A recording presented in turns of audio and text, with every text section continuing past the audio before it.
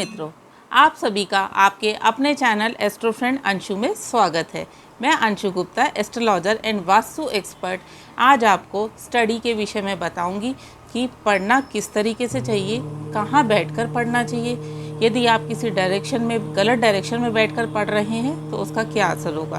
तो वीडियो को अंत तक ज़रूर देखें और जो लोग इस चैनल पे नए हैं वो चैनल को सब्सक्राइब ज़रूर कर लें, बेल आइकन प्रेस करें जिससे कि आने वाले वीडियोस के नोटिफिकेशन आपको सबसे पहले मिले। तो मित्रों, आज का यह वीडियो विदित के लिए है। मैंने अभी पिछले हफ्ते एक घर में वास्तु विजिट किया था। वहाँ पर एक बच्चा जो 10th क्लास में था, उसको पढ़ाई में बहुत प्रॉब्लम आ रही थी। वो कहता है मैम मैं 8 से 10 घंटे पढ़ता हूँ पर मुझे वो रिज़ल्ट नहीं मिल पाता, मैं जो याद करता हूँ मैं भूल जाता हूँ। तो विदित, ये वीडियो आपके लिए है, ध्यान से देखिए। पढ़ने के लिए सबसे बेस्ट डायरेक्शन ईस्ट, नॉर्थ और नॉर्थ ईस्ट होती है। आप ईस्ट, नॉर्थ और नॉर्थ ईस्ट में बैठकर पढ़ते हैं तो आपका पढ़ाई में मन लगेगा। जो आप याद करेंगे वे आपको याद भी होगा, आपका कंसंट्रेशन भी होगा और पढ़ा हुआ आप नहीं भूलेंगे। सबसे बेस्ट डायरेक्शन तो नॉर्थ ईस्ट होती है। अगर आपको वो नॉर्थ ईस्ट डायरेक्शन मिल जाती है तो सबसे बेस्ट। नहीं तो आप ईस्ट में बैठकर पढ़िए। ईस्ट फेसिंग होना चाहिए, ईस्ट की साइड का रूम होना चाहिए, तो ये आपके लिए सबसे अच्छा होता है। अब मैं आपको बताऊंगी कि यदि आप किसी और डायरेक्शन में बैठ के पढ़ते हैं, जैसे कि आप नॉर्थ वेस्ट में आपका रूम है, स्टडी रूम आपका नॉर्थ वेस्ट में है, और या आप नॉर्थ वेस्ट में आपकी स्टडी टेबल है, अगर आप इस डायरेक्शन में बैठ के पढ़ेंगे तो आपका पढ़ाई में बिल्कुल भी मन नहीं लगेगा। आप कंसंट्रेट नहीं कर पाओगे, जो भी आप लर्न करोगे वह आप भूल जाओगे। तो नॉर्थ वेस्ट डायरेक्शन का रूम हो या नॉर्थ वेस्ट डायरेक्शन के में स्टडी टेबल हो, तो ऐसे में आपका पढ़ाई में मन नहीं लगेगा। यदि आपका room, study room south east में हो या आपकी स्टडी टेबल साउथ ईस्ट में हो, तो ऐसी परिस्थिति में भी आपका पढ़ाई में मन नहीं लगेगा। ऐसी स्थिति में बच्चे को गुस्सा बहुत आएगा, वह किसी की बात नहीं सुनेगा, अपनी मनमानी करेगा और उसका पूरा फोकस स्टडीज़ पर भी नहीं हो पाएगा। तो साउथ ईस्ट की डायरेक्शन में भी बैठकर नहीं पढ़ना चाहिए। यदि आपका रूम साउथ ईस्ट में है तो उसके नॉर्थ ईस्ट में आप स्टडी टेबल डाल दीजिए। अब यदि आपका स्टडी रूम साउथ वेस्ट में है या स्टडी टेबल आपने साउथ वेस्ट में डाली है, तो ऐसी स्थिति में भी आपका पढ़ाई में मन बिल्कुल भी नहीं लगेगा, क्योंकि ये डायरेक्शन मशीनरी की होती है। तो यहाँ पर बैठकर पढ़ने वाला बच्चा ज़्यादातर समय अपना गैजेट्स में बिताएगा, यानी कि मोबाइल बहुत देखेगा, लैपटॉप देखेगा, स्टडीज़ पे उसका ध्यान नहीं रहेगा। वो नए नए बहाने ढूंढेगा कि मुझे पढ़ना है तो मुझे लैपटॉप पे पढ़ना है या मोबाइल में मुझे सर्च करना है, तो उसका पढ़ाई में मन नहीं लगेगा। तो पढ़ाई के पॉइंट ऑफ व्यू से भी ये डायरेक्शन अच्छी नहीं है। सबसे best direction north east direction होती है। नॉर्थ ईस्ट में बैठकर पढ़ने वाले बच्चे का मन पढ़ाई में बहुत लगता है, कंसंट्रेशन पावर बढ़ती है, क्योंकि इस डायरेक्शन में गणेश जी का वास है, बृहस्पति जी का वास है और सूर्य जी का वास है। यानी कि गणेश जी, बृहस्पति और सूर्य देव का आशीर्वाद उस बच्चे को मिलता है। तो अपना पढ़ने का स्थान हमेशा नॉर्थ ईस्ट में बनाएं, आपके लिए सबसे बेस्ट है। आपने ध्यान रखना है कि जो पढ़ने वाला बच्चा है उसके पीठ के पीछे खिड़की या दरवाज़ा नहीं होना चाहिए। यदि ऐसी स्थिति है तो भी वह बच्चा कंसंट्रेट नहीं कर पाएगा। जब भी पढ़ने के लिए बैठें तो पहले एक गिलास पानी पी लीजिए, उसके बाद पढ़ने के लिए बैठिए और एक गिलास पानी अपनी स्टडी टेबल पे रखिए। जब आप पढ़ के उठें तो वो रखा हुआ पानी पी लीजिए। ऐसे में जितना आपने पढ़ा होगा वह आपको याद हो जाएगा।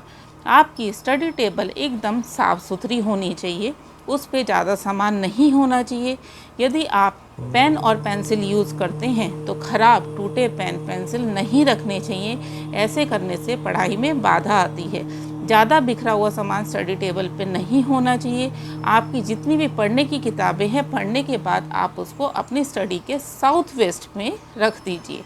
आपके स्टडी रूम का colour light green, light blue और क्रीम कलर होना चाहिए। ऐसा ये कलर यदि आप स्टडी रूम में यूज़ करते हैं तो आपका पढ़ाई में बहुत मन लगेगा। अब कई बार ऐसी स्थिति हो जाती है कि स्टडी रूम जो आपने बनाया उसमें तो कोई और कलर हुआ है, तो ऐसी स्थिति में आप तुरंत कलर तो चेंज नहीं कर पाएंगे। तो आपने इन कलर्स के कर्टन्स लगा देने हैं। कर्टन लगाइए, बेडशीट यूज़ करिए, बच्चे की स्टडी टेबल पे लाइट येलो कलर का कपड़ा बिछाइए। ऐसे करने से उस कलर की ज़्यादा अधिकता होने की वजह से आपका बुध और बृहस्पति एक्टिवेट रहेगा, जिसके कारण आपका पढ़ाई में कंसंट्रेट होगा। आपकी स्टडी टेबल स्क्वायर होनी चाहिए, सर्कल या आजकल जैसे टेढ़ी मेढ़ी आ रही है, डिज़ाइन वाली आ रही है, वैसी स्टडी टेबल आपने नहीं यूज़ करनी है। उससे क्या होता है कि हमारी जो चारों डायरेक्शंस है वो कट जाती हैं, और वो कटने से हमारे साथ परेशानियां खड़ी हो जाती हैं कि हम जो पढ़ते हैं उसमें हमारा मन नहीं लग पाता, या पढ़ने का मन ही नहीं करता। हम सोचते हैं अभी पढ़ेंगे, पर मन नहीं लग पाएगा। तो इस चीज़ का आप विशेष तौर पर ध्यान रखें। जब भी आप पढ़ रहे हैं तो आपकी स्टडी टेबल की आगे एकदम से वॉल नहीं होनी चाहिए, और आपकी स्टडी टेबल के आगे यदि विंडो है तो बहुत अच्छा है।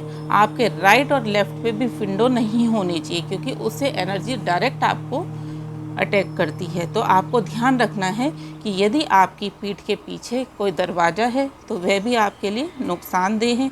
ऐसी स्थिति में आप कुछ चेंज नहीं कर सकते, तो आप अपनी चेयर बड़ी कर लीजिए जो आपके सर तक आए। आपको बैक में बेस मिलना बहुत ज़रूरी है, जिसके कारण आपको कोई भी प्रॉब्लम नहीं आएगी, पढ़ाई में कंसंट्रेट बढ़ेगा, कंसंट्रेशन होगा।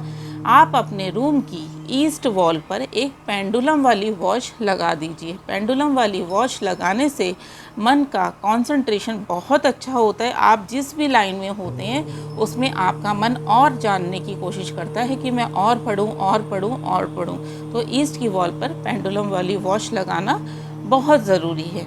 पढ़ने वाले बच्चे अपने स्टडी रूम में ज़्यादा से ज़्यादा light blue, light green, light yellow colour use करें। कभी भी पढ़ने वाले बच्चों को अपना पेन किसी को नहीं देना चाहिए, ना ही किसी से पेन लेना चाहिए। ऐसा करेंगे, यदि आप किसी से पेन लेते हैं या देते हैं तो आप अपने लिए स्टडीज़ में एक परेशानी खड़ी कर लेते हैं। तो कभी भी पेन का लेन देन नहीं करना चाहिए।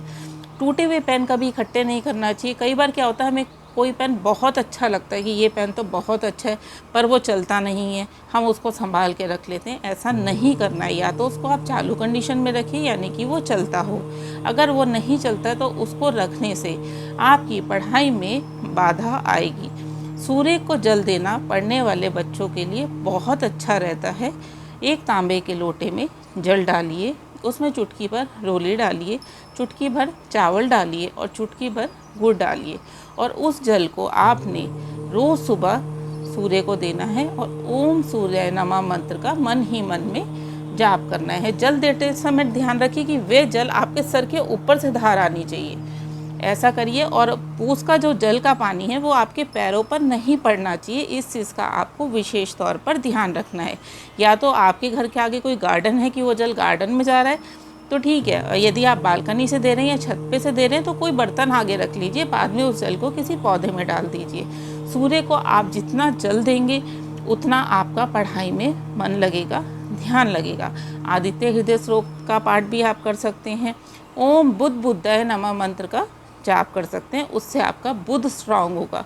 पढ़ने वाले बच्चों को हमेशा पढ़ने से पहले 11 बार गायत्री मंत्र का जाप ज़रूर करना चाहिए। आप करके देखिए इन उपाय को, आपको सफलता ज़रूर मिलेगी। तो मित्रों, वीडियो को लाइक ज़रूर करें, कमेंट करें, ज़्यादा से ज़्यादा शेयर करें, क्योंकि बहुत बच्चे ऐसे हैं जिनको पढ़ाई में इस समय प्रॉब्लम आ रही है। तो ज़्यादा से ज़्यादा शेयर करें, जिससे कि उनकी भी परेशानियां दूर हों। चैनल को सब्सक्राइब करना ना भूलिएगा, बेल आइकन प्रेस ज़रूर करिएगा, ऑल पे क्लिक करें। जय माता दी।